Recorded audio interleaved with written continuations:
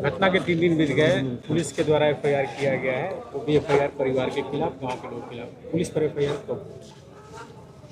देखिए, ये जो हमारा सरकार है या आज हमारे जो बिहार का हाल है, तो इसमें तो मैंने पहले भी कहा और अभी फिर से दोहराऊंगी कि कानून की किताबें बंद हो चुकी हैं। यहाँ सिर्फ गोलियों से ही न्याय दिया जा रहा है उनके हिसाब से, क्योंकि एनकाउंटर और हाफ एनकाउंटर जैसे शब्द हमारे संविधान के हैं ही नहीं।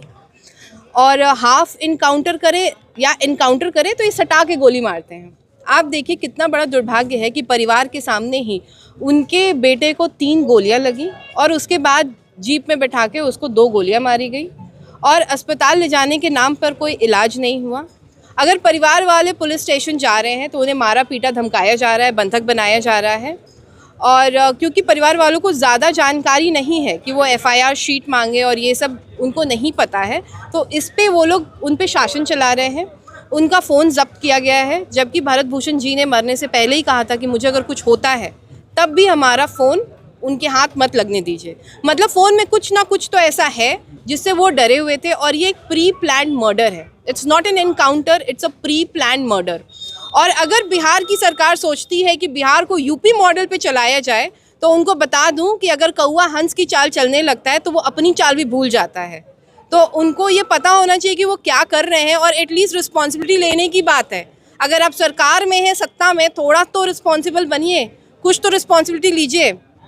अगर कहीं और ये घटना होती है तो वहाँ के सीएम जाते हैं मिलने के लिए परिवार वालों से, उनसे मुआवजा की बात करते हैं या उनको रिलीफ देते हैं, लेकिन यहाँ तो ऐसा कुछ नहीं हो रहा है। सीएम नहीं आया, लीडर ऑपोजिशन भी नहीं आया, क्या तेजस्वी यादव वापस आ रहे हैं? यहाँ पे बड़ा मामला है जी। वो आएंगे, मुझे लगता है अभी वो है नहीं यहाँ पे, और जब वो आएंगे तो वो डेफिनेटली यहाँ पे आएंगे। और दूसरी बात ये है कि जो सरकार में बैठे लोग हैं वो इसको प्रोटेक्ट करने की कोशिश कर रहे हैं, जो कि नहीं होना चाहिए। ये तो गलत हो रहा है ना। यहाँ एक बंदे को गोली लग गई है, एक उसका मर्डर हो गया है, मर्डर चार्जेस लगने चाहिए, तो परिवार को प्रताड़ित किया जा रहा है। परिवार के साथ जो लोग खड़े हो रहे हैं उन पे एफआईआर हो रहा है, उन पे तो मर्डर चार्जेस होने चाहिए और उनको ऐसे ही नहीं छोड़ना चाहिए।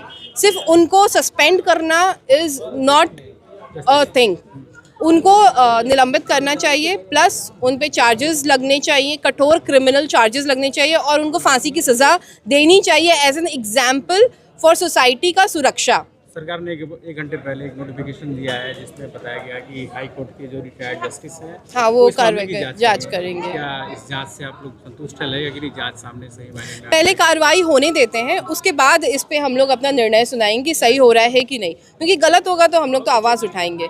लेकिन आज जो ये घटना हुआ है, पूरे बिहार के लोगों के मन में एक डर का माहौल हो गया है, इसलिए कि कोई भी अगर समाज सेवी है, जैसे मैं खुद अपनी बात करूं तो बाढ़ में मैं लोगों की मदद करती हूं, पेपर लीक पे, नीट पे सवाल उठाती हूं, अधिकारियों से मिलती हूं, ज्ञाप्ति देती हूं मैं। तो कल को अगर हम लोग आवाज़ उठाएंगे और अगर पसंद नहीं आएगा सरकार को या अधिकारियों को, तो क्या वो गोली मार देंगे?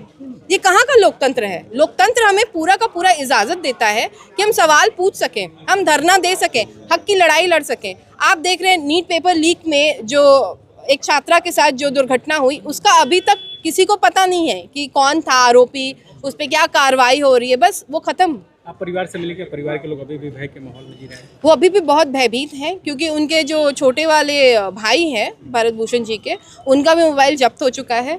उनकी माता जी बहुत ज़्यादा सदमे में हैं और रो रही हैं, उनकी भाभी भी बहुत सदमे में है। मतलब पूरा परिवार खौफ में जी रहा है, उनको समझ में ही नहीं आ रहा है कि आगे हम करें तो क्या करें। ठीक।